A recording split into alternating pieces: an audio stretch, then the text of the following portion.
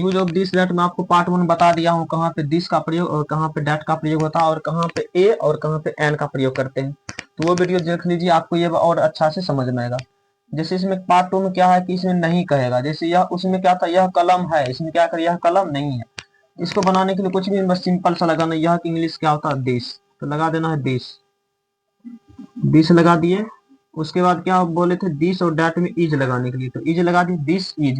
उसके बाद नहीं है तो नहीं की इंग्लिश नॉट लगाना, दिस इज नॉट।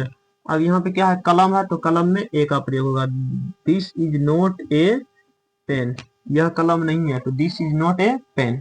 फिर क्या हुआ, मोहन नहीं है तो वह की इंग्लिश क्या बोले थे लगाने, डैट, तो डैट। उसके बाद क्या लगाना, इज।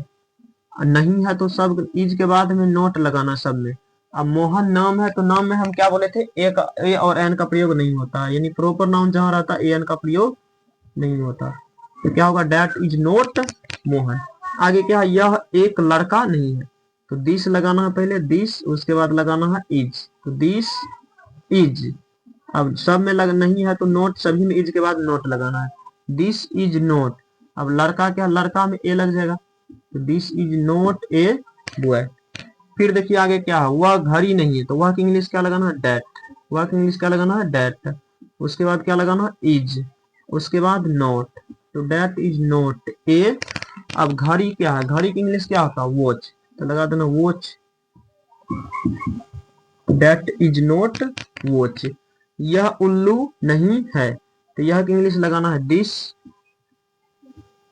फिर लगा देना इज, उसके बाद नोट लगा देना है, नोट।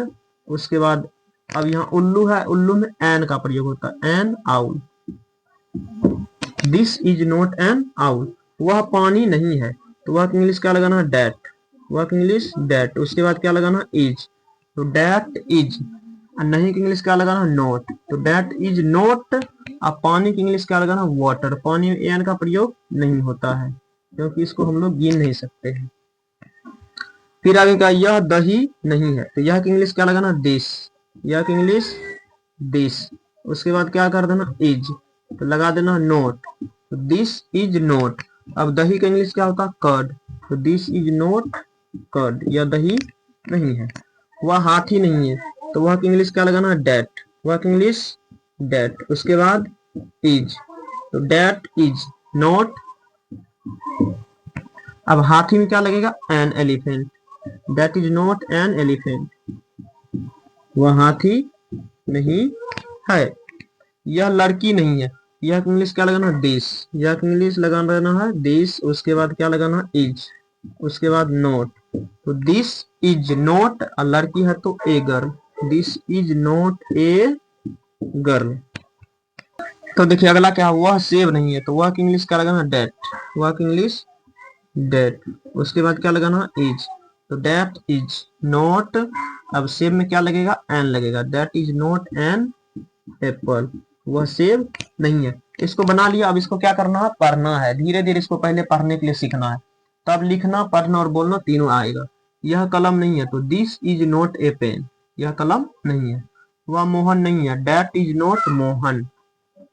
यह एक लड़का नहीं है, this is not a boy. वह घड़ी नहीं है, that is not a watch. यह उल्लू नहीं है, this is not an owl. वह पानी नहीं है तो डेट इज नॉट वाटर। यह दही नहीं है, दिस इज नॉट कर्ड।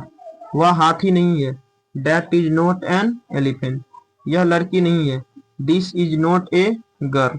वह सेब नहीं है, that is not an apple. ये पार्ट 2 था, ये पार्ट 2 था। तो देखिए दिस, दैट और दीज दोज में 4 प्रकार के कम से कम ट्रांसलेट करने के लिए आना चाहिए। जैसे यह कलम है तो this is a pen, this is not a pen, is this a pen, is this not a pen. अगर आप भी इस तरह से सीखना चाहते हैं, ये पार्ट 2 था, पार्ट 2 बता चुका हूँ। इसके बाद पार्ट 3 लेकर के आऊंगा। अगर आपको ये वीडियो अच्छा लगा तो लाइक कर दीजिए और अपने दोस्तों में भी शेयर कर दीजिए ताकि वो भी सीख सके।